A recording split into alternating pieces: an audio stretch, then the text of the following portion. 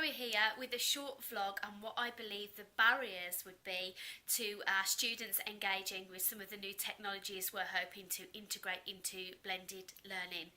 Now, I'm a little bit late on this assignment and I've already watched a few vlogs that have covered absolutely everything I want to say, but I think that's realistic given that we're all going to identify similar barriers.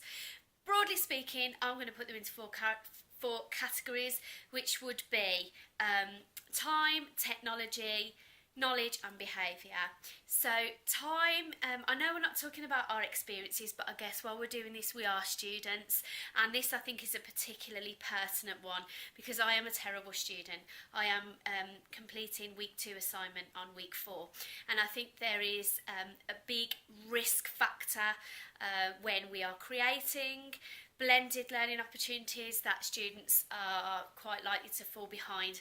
Now, I know blended learning means that classroom activity is taking place as well, but I think we need to be realistic in a modern world where our students are developing a world around them, which means their physical presence is less likely to happen. I'm not the only one who has noticed attendance and things dropping significantly over the last few years, and I do think that is symptomatic of our changing world and the virtual environment that a lot of students live in. So I think we are creating content and processes that in the future will substitute some classroom learning.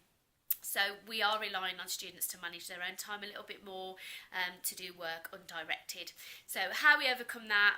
Well, I think Kirsty, Morris and Sammy are doing a fantastic job of giving us long lead-in times and reminder of when things need to be submitted, and I guess the key is clear communication and other ways of getting in touch with students, whether it be SMS or messaging, whatever, to check they're on track.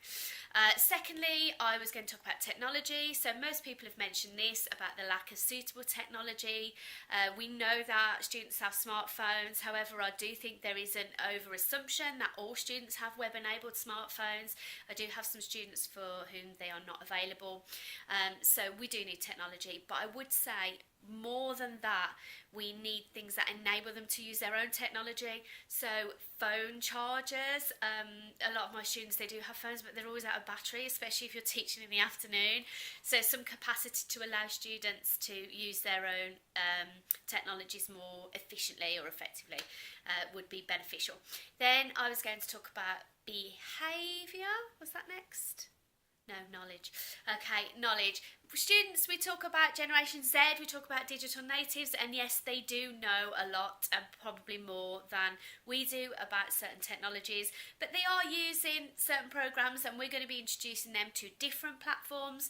So I don't think we should overassume that students know what they're doing. They may pick it up quicker, but there is going to be some classroom time taken up with, or some time taken up showing students how to navigate new platforms, and we shouldn't assume they know what they are.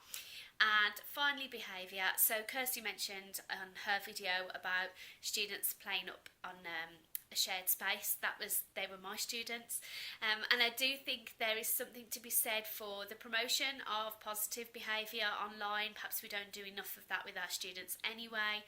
My concern is if students are playing up in your classroom, you can see it and you address it, but if it's on a shared space online while they are working collaboratively, you're not always there to moderate it.